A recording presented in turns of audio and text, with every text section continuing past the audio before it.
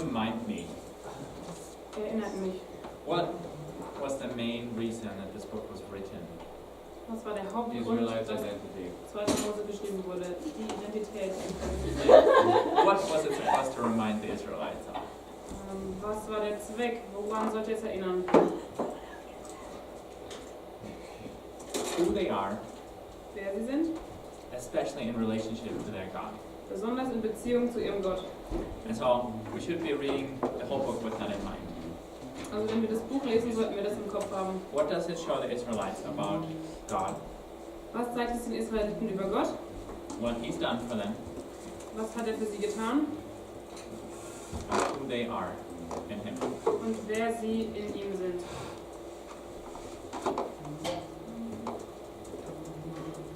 And so this is also something that God is showing them in this showdown with the Egyptian gods. Und das ist auch etwas, das Gott ihnen zeigen möchte, hier in Bezug auf diese ägyptischen Götter. It's also teaching them something important about God, Es lehrt sie was Wichtiges über Gott, how powerful He is, wie mächtig er ist and also about these gods, und auch über diese anderen Götter. and how not powerful they really are. Und dass diese nicht mächtige Götter sind.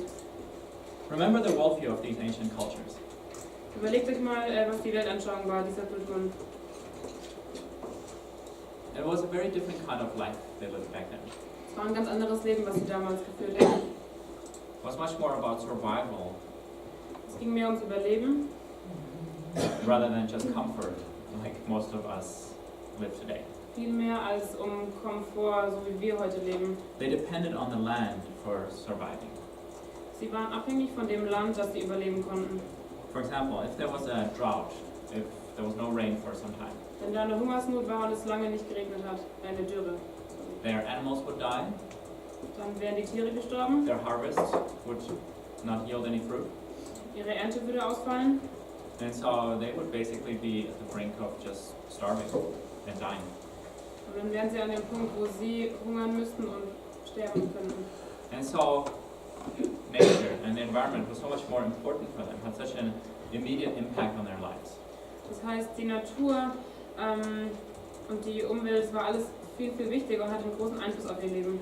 And so they made up these deities that were ruling over, say, over the rain and over the cows. Also hatten sie diese verschiedenen Götter, an die sie sich ausgedacht haben, wie zum Beispiel ein Gott, der über den Regen oder über die Kühe herrscht. So that when there was no rain, they would have someone to implore. Dass dann, wenn es nicht geregnet hatte, sie sich an jemanden wenden konnten, der ihnen geholfen hat. And to sacrifice to. Und dass sie dann diesem Gott opfern konnten. And that somehow by gaining this God's favor, it would rain again and their family would survive. Und dass durch Gottes Gnade es dann wieder regnen würde und die Familie überleben könnte. And so they constantly tried to bribe these gods to give them their favor. Das heißt, sie haben immer versucht, Gunst von diesem Gott zu bekommen, indem sie ihm gedient haben, So, geopfert for haben. example, if you are going to war against someone, you're going to give sacrifices to your god of war. Wenn du also im Krieg mit jemandem bist, dann würdest du Opfer deinem Gott gegenüberbringen. To your national deity. Zu deinem nationalen Gott. And hope that your God is stronger than their God. Und du würdest hoffen, dass dein Gott stärker ist als deren Gott, And so you'd be able to overcome. damit du fähig wärst, das zu überwinden. And so the Egyptians had gods for everything. Also hatten die Ägypter Götter für alles Verschiedene. Every part of life was somehow represented by God. Jeder Teil des Lebens war durch einen Gott gekennzeichnet. And the Pharaoh himself was also worshipped as God over all Egypt. Und der Pharao selber wurde auch als Gott angebetet, der Gott Ägyptens. And I want to show you a quick video Ich möchte euch noch einen kurzen Videoclip zeigen, that helps us to see that. das uns das zeigt. More!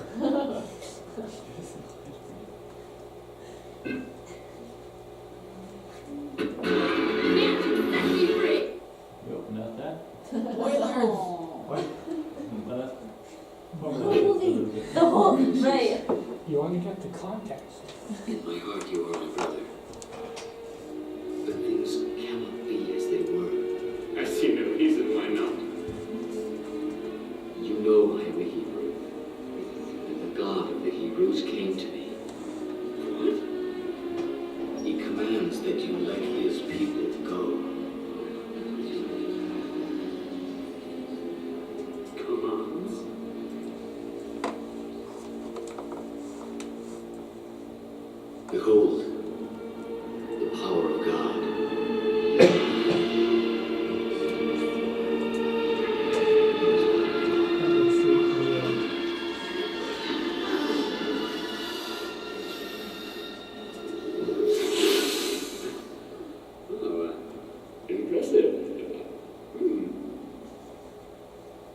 sure, Moses, I'll play along.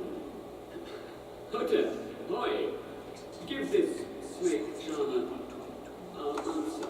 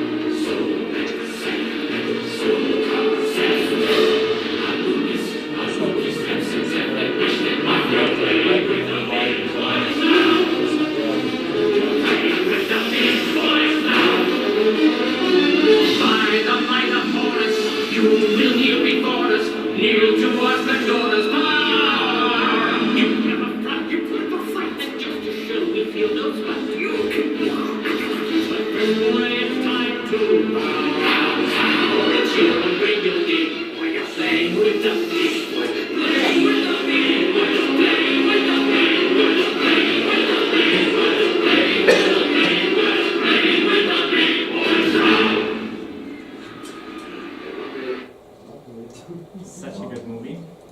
So ein guter Film. That's true. By the way, that's Steve Martin and Martin Short.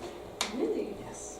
And I think it brings out so well just all these different deities and powers that the Egyptians believed in. Und ich denke, es zeigt so gut diese vielen verschiedenen Götter, an die die Ägypter geglaubt haben. And that they would have been sure are more powerful than this God of the Hebrews, of their slaves. Und dass sie sich sicher waren, dass diese Götter mächtiger waren als der Gott der hebräischen Sklaven. And so God now is going to show that He's more powerful than all the gods of Egypt together. Aber Gott wird jetzt zeigen, dass er mächtiger ist als all die anderen Götter zusammen. And through the plagues, these gods were going to be exposed. Und während den Plagen wurden die anderen Götter an den Pranger gestellt. For example, the god of the Nile could not keep the water from turning into blood. Denn der Gott des Nils konnte es nicht verhindern, dass das Wasser zu Blut wurde.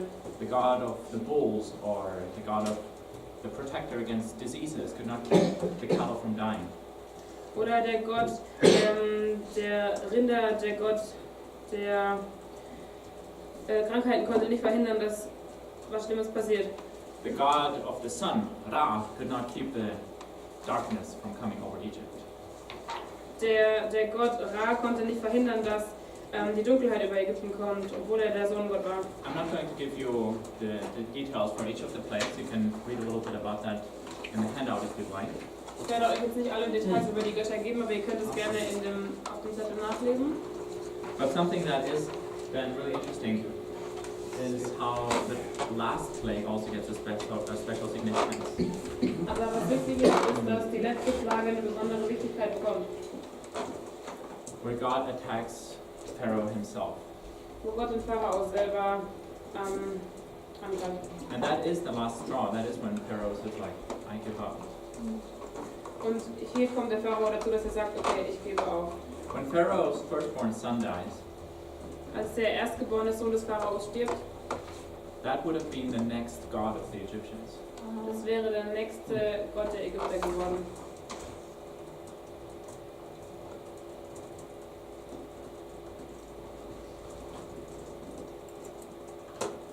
So it's an attack not just against the supreme god of Egypt, the Pharaoh, but also against the future Pharaoh. Also hier wird nicht nur der höchste Gott der Ägypter angebetet, der Pharao, sondern auch der danach kommen soll. And none of the gods were able to keep that from happening. Und keiner der anderen Götter konnte das verhindern.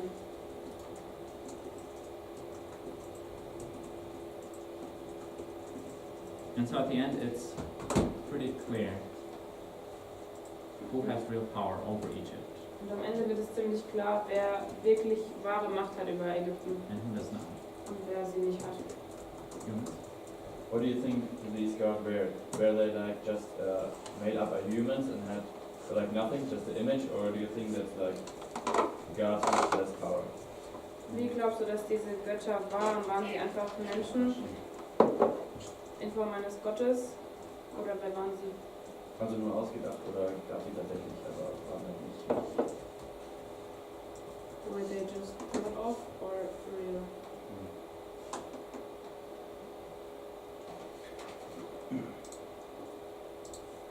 It's something of both, and how it works together is interesting.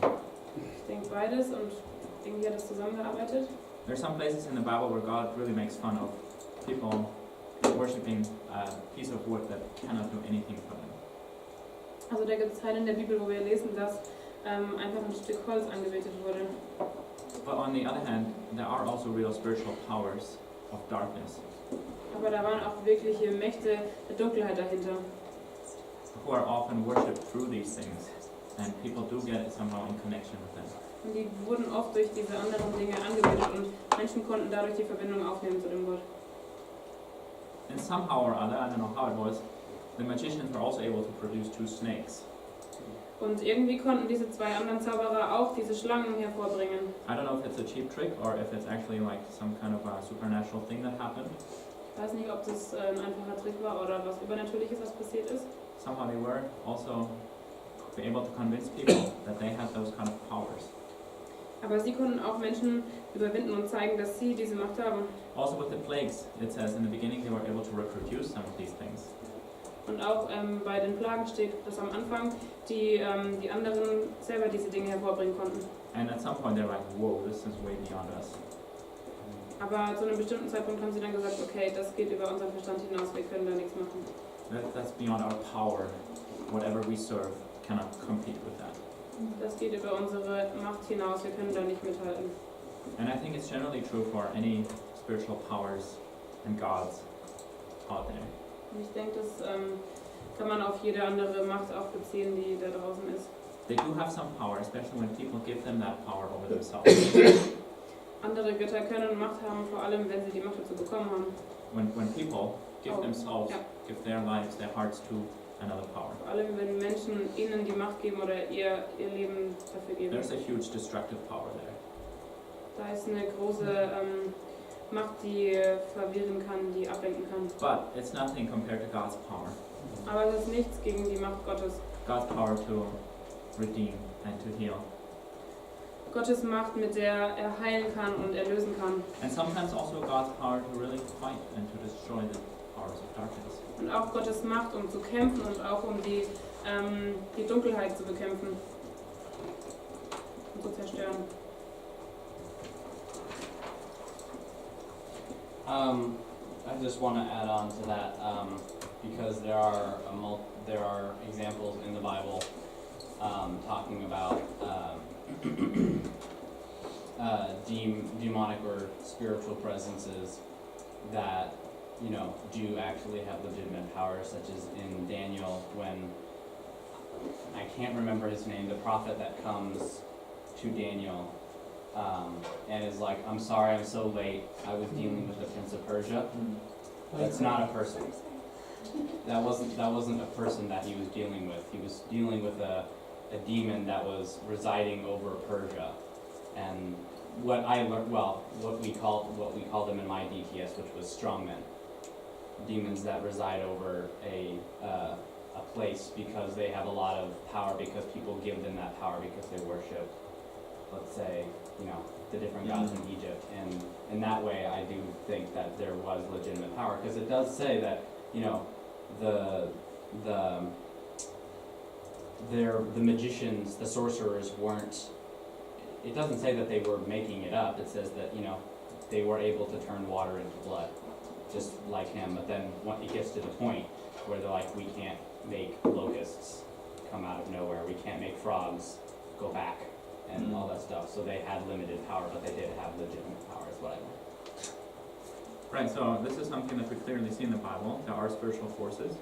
Also, was wir klar in der Bibel sehen können, ist, dass es da geistliche Mächte gab. But overall, if we're honest, there's a lot more we don't know about them than what we do know about them. Aber wenn wir uns bewusst sind, da gibt es eigentlich viel mehr, was wir nicht wissen über sie, als was wir über sie wissen. And we're not necessarily encouraged to want to satisfy our desire for knowledge in that area.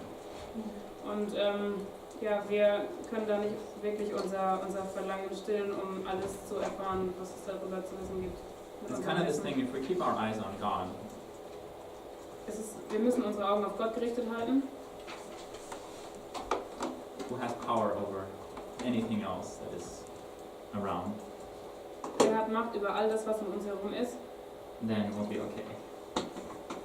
dann wird es uns gut damit gehen.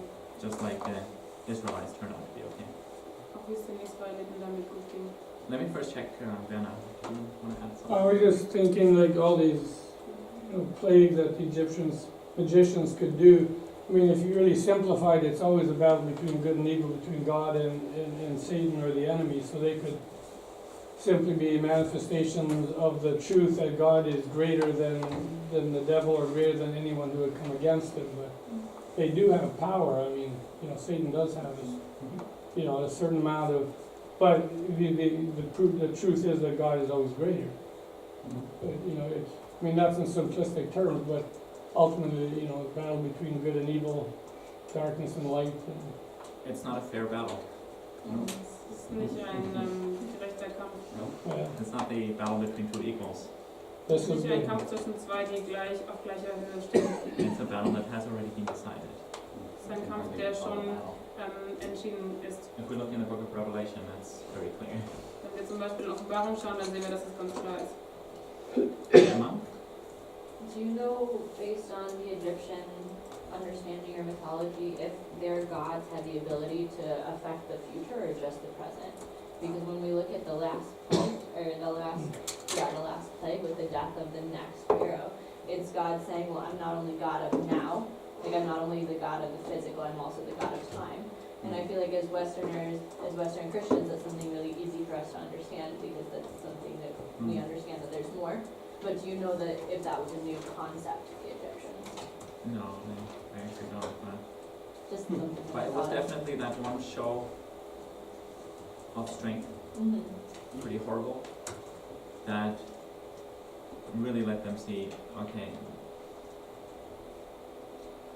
we have no power over this God. Where at the beginning Pharaoh was like, who is this God of the Hebrews? You gotta be kidding me, I'm not gonna let my slaves go. He got to the point where he's like, whoa, what do you want? Go ahead. Go.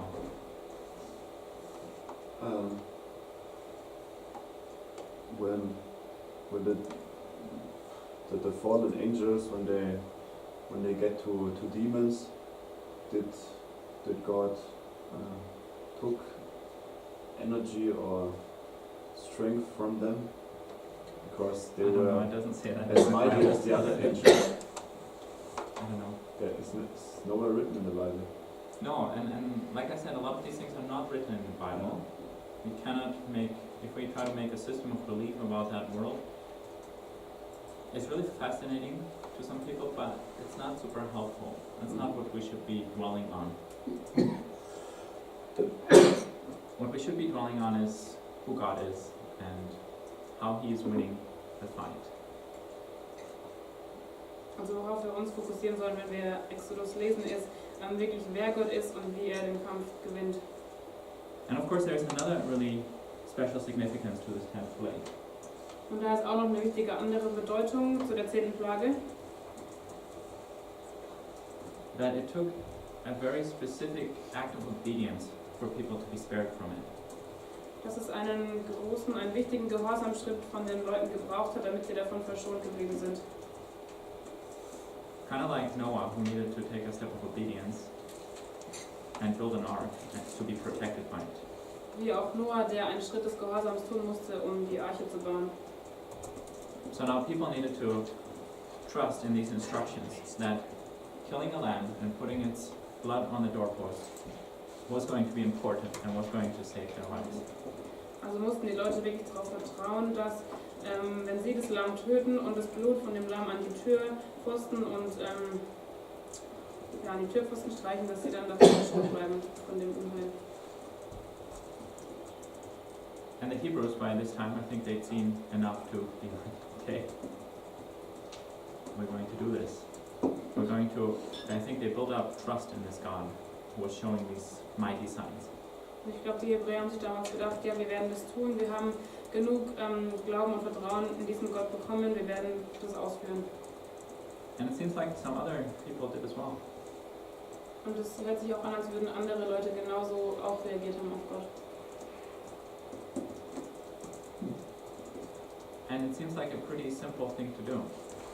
Und das schien eine ganz einfache Sache gewesen zu For sein. them it was very normal to have a lamb for dinner and to, and it seems like a very simple thing to do. Und es schien als einfache Sache zu sein, ein Lamm zu haben und es zum Abendessen zu schlachten, war jetzt nicht so kompliziert. And then to spread some blood on the doorpost. Und das Blut an der Tür, an den Pfosten zu verteilen. But it was that simple act of obedience, of saying, I need your protection, God, and I give you my obedience, that really saved their families. Aber es war dieser einfache Gehorsamschritt, um zu sagen, Gott, ich gebe dir mein Gehorsam, um dadurch gerettet zu werden. And in this way, the Passover meal, that first Passover night, it foreshadows something that happened a long time afterwards. Und das Passafest und dieser Abend davor, das weist auf was hin, was später noch passieren wird. And the Exodus, it actually shows up a lot in the whole rest of the Bible. Und der Auszug aus Ägypten, der wirft noch viele Dinge auf, die man später lesen kann. And specifically also this idea of a Passover lamb. Auch eben diese Vorstellung des Passalams. It shows up all over the place in the prophecies of the prophet Isaiah, for example. Es kommt immer wieder auf, zum Beispiel in den Propheten, bei Prophet Jesaja, About a different kind of Messiah, a suffering servant, über eine andere Art Messia, den Diener, who was going to let himself be slaughtered like the Passover lamb.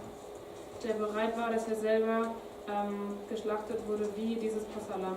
And then later, John the Baptist, like, first thing he says when he sees Jesus, Und die erste Sache, die Johannes gesagt hat, der Täufer, als er Jesus gesehen hat, that's the Lamb of God, er sagte, das ist das Lamm Gottes. who's come to take away the sin of the world. Der kam, um die Sünden der Welt wegzunehmen. And then the way that Jesus understands his own mission is also so closely related to Passover and to the Lamb. Und die Art, wie Jesus seine Mission gesehen hat, ist auch damit verbunden, wie wir das Passafest sehen. In the Gospel of John, it's so clear how the Passover celebration, year by year, that's when Jesus took another step closer to fulfilling his mission, to dying on the cross. Wenn man das Johannesevangelium anschaut, sieht man auch, wie durch das Passafest es immer näher auf Jesus hinweist und was noch passieren wird. And what was the last thing he did with his disciples on that night? Das war das Letzte, was Jesus mit seinen Jüngern gemacht hat in dieser letzten Nacht. They celebrated the Passover feast. Die haben das Passafest gefeiert. Jesus redefines it, and he says, this is now going to be about me. Und Jesus definiert es neu und sagt, es geht jetzt um mich. Because I'm going to lead my people out in a new kind of exodus. Denn ich werde mein Volk wie aus Ägypten ganz neu rausführen. To freedom. Ich werde es rausführen in die Freiheit. And so, I want you to remember this by drinking of the wine, which is my blood that is spilled for you. Ich möchte, dass ihr euch daran erinnert, indem ihr den Wein trinkt, was mein Blut ist für euch. And eat of the bread which is given for you, like a Passover lamb. Und dass ihr von dem Brot esst, das ich euch gebe, denn es ist wie das Passahlamm. And by participating in that, by just simply obeying and trusting me that I am your salvation, Und indem ihr daran teilnehmt, indem ihr gehorcht und Teil davon seid, you are going to come out victorious with me. da werdet ihr siegreich rauskommen mit mir zusammen. And you will come out to a new life with me. Und ihr werdet ins neue Leben geführt werden mit mir. And this is now the new covenant. Und das ist jetzt der neue Bund. And that means that you're now part of my covenant family. Und das heißt, ihr seid jetzt Teil meines Bundes. Because with the Exodus, it was first of all, of course, leading the people out of Egypt. Und mit dem Auszug ging es darum, dass das Volk aus Ägypten herausgeführt wurde. Rescuing them from a place of slavery. That was really miserable. Damit sie aus einem Ort der Sklaverei herausgebracht wurden, der echt schlimm war. And so on one hand, it was the Exodus is about giving them freedom from something, from slavery. Also war es auf der einen Seite so, dass sie Freiheit und etwas bekommen haben durch den Auszug. But then on the other hand, that was not the whole point of it. Und auf der anderen Seite war das aber nicht das ganze Thema davon. There was something more that they were set free for. Da war noch mehr beim Auszug, wovon sie freigesetzt wurden.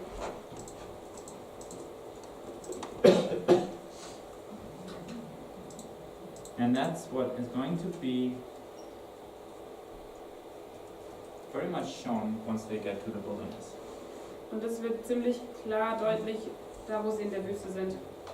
Because, okay, so they experienced God's salvation, both with Passover, with being spared, and at that night, with being able to come out of Egypt. Denn sie haben Gottes Errettung erfahren, sowohl beim Passafest, dass sie da verschont wurden, als auch aus Ägypten auszuziehen. And then there was this one last showdown where they are backed up against the sea. Und da war das letzte gewaltige, was passiert ist, wie sie aus dem Meer befreit wurden. Where they have nowhere to go, it looks like game over. Wo And sie then God eigentlich opens up a way wo through sie the eigentlich, water. wo sie eigentlich nirgendwo hingehen konnten, aber Gott macht den Weg auch so, dass sie durchs Wasser gehen können. And the second part of the miracle is, of course, that the water then closes again over their enemies. Und der zweite Teil des Wunders ist, dass sich dann das Wasser wieder über die Feinde aufrollt. And they really see how God is fighting for them and how He, you know, their freedom is now complete. Und du siehst, wie Gott wirklich für sie kämpft und wie ihre Freiheit komplett ist. And they praise God with this beautiful worship song in chapter 15. Und wie sie dann in Kapitel 15 Gott preisen mit diesem wunderbaren Lobpreislied. And so for a while then they're in that place of praising God, you know, of joy over their salvation. Also sind sie für eine Zeit lang wirklich in diesem Zustand, dass sie Gott preisen, dass sie ihm danken für das, was er getan hat. But then it's time to move on from there. Aber dann ist es Zeit, dass sie weitergehen von dort. And God leads them into the wilderness. Und Gott führt sie in die Wüste hinein. They moved out into the desert of Shur, it says in Exodus 15:22. 2. Mose 15:22 steht, dass sie aus Schur rausgegangen sind. They traveled in this desert for 3 days without finding any water. Und sie sind in der Wüste herumgewandert und haben 3 Tage kein Wasser gefunden. Did you ever travel around for 3 days without finding any water? Seid ihr jemals rumgereist und habt für 3 Tage kein Wasser bekommen? That is kind of intense.